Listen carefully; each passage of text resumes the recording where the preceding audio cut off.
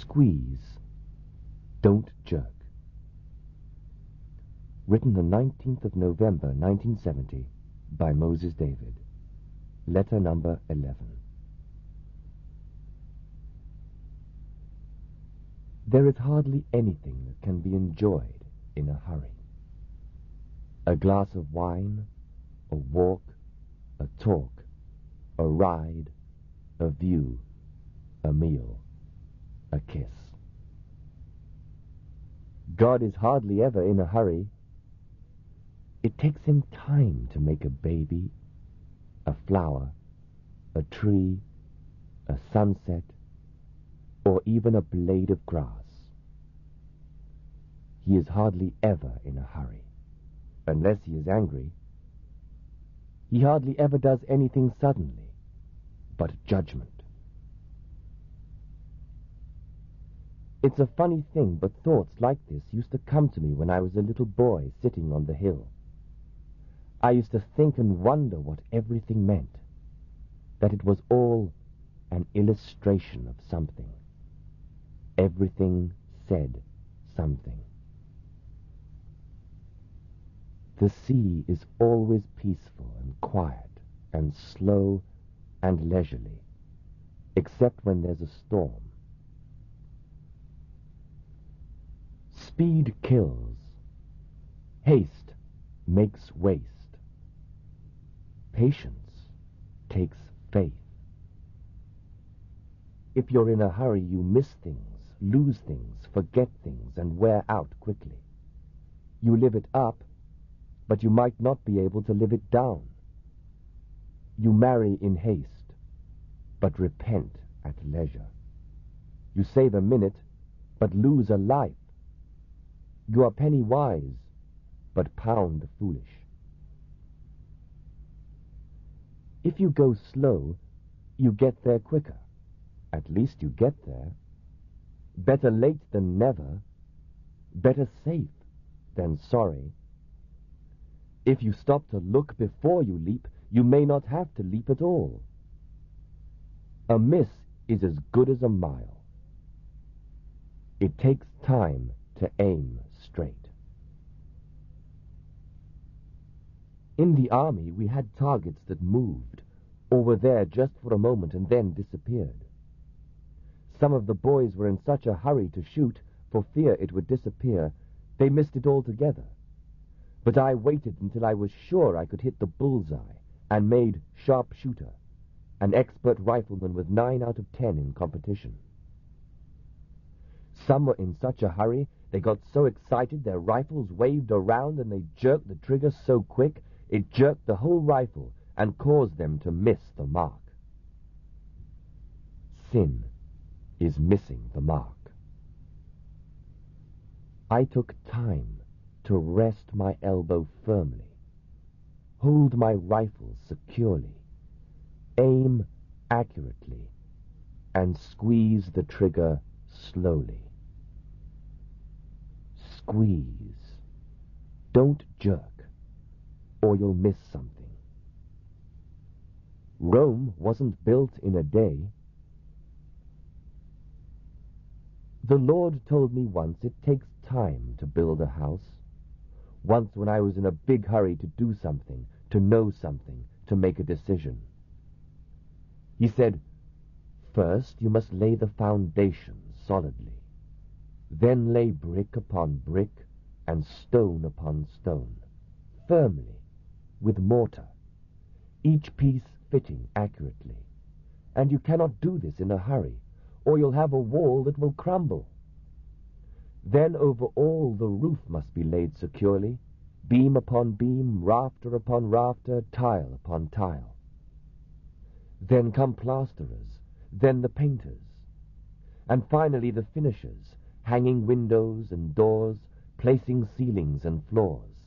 And then, at last, you have a building fitly joined together, a beautiful sight to see, a well-made structure built slowly and well to last.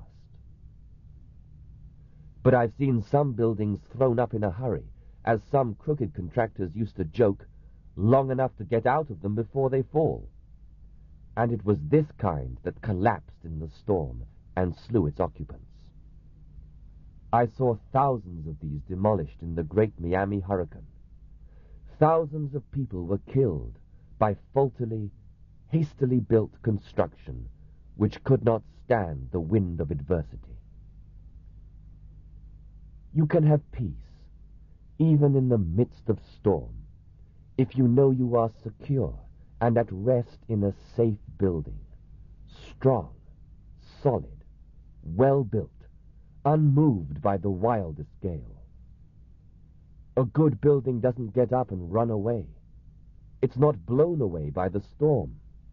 It just sits tight until it blows over. We were in a hurry to get home to do our work, our writing. But instead, we sat down here on this lovely rock wall by a busy street to enjoy the view for a moment when we got this inspiration. While sitting here, a large group of young Sabra children of grade school age stopped curiously to ask who we were, where we were from, what we were doing, and to eagerly give us their names and chat in their broken English and ask how we like Israel. We said, Israel is beautiful, you are beautiful, the weather is beautiful, and God is beautiful. And they smiled and laughed and were pleased and bade us a cheery goodbye as the couple dozen of them moved on. If we had been in a hurry and had not taken time to sit down to enjoy the view, we would have missed this interesting experience of the charming, warm friendliness of these young Israelis.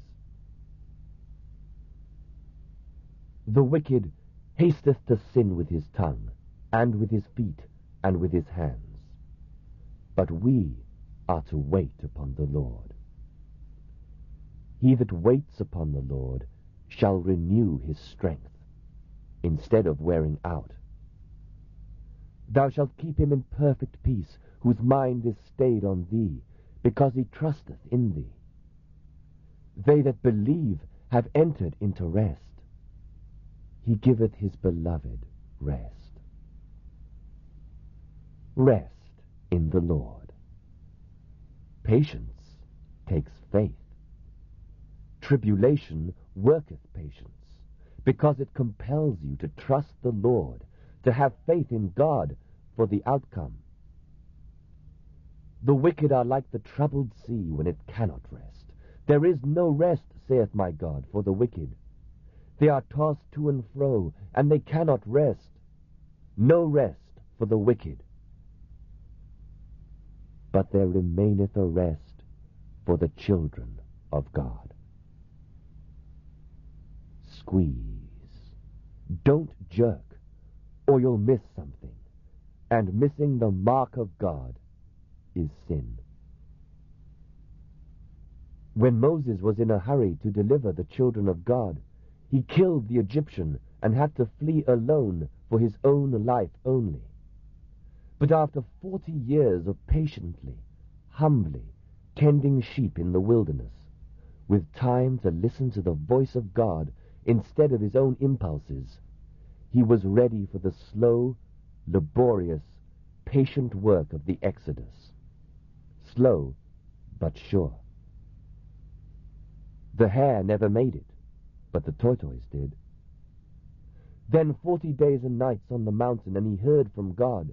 But in one split second of anger, he broke all 10 commandments and lost the whole thing, and had to go back and spend another 40 days.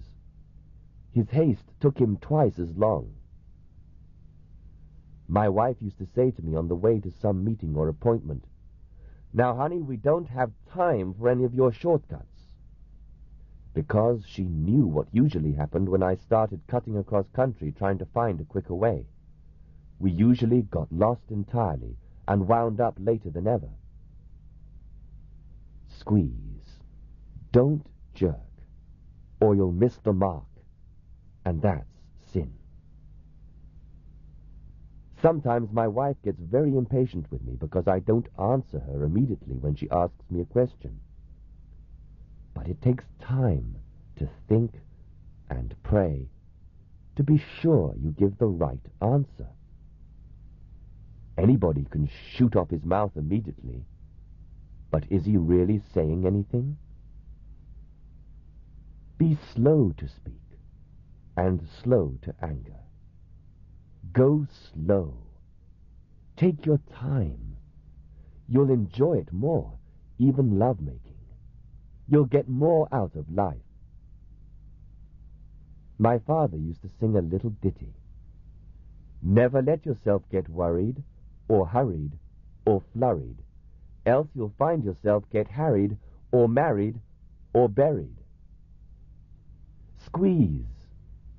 Don't jerk, or you'll miss the mark, and that's a sin. Go to the ant, thou sluggard. But it takes time, even to study the busy little antics of the ant, to learn anything from him. Be thou not slothful, but diligent in business. The sloth hangs there all day on the limb with his eyes shut, sleeping, scarcely moving, till he looks like part of the tree. He's not just slow, he acts like he's dead.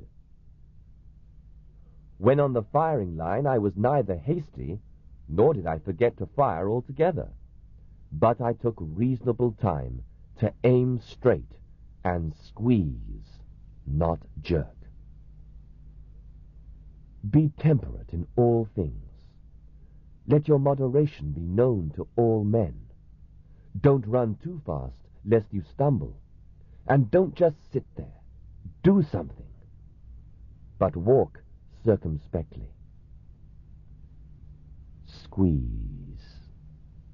Don't jerk, or you may miss the mark, and that's a sin.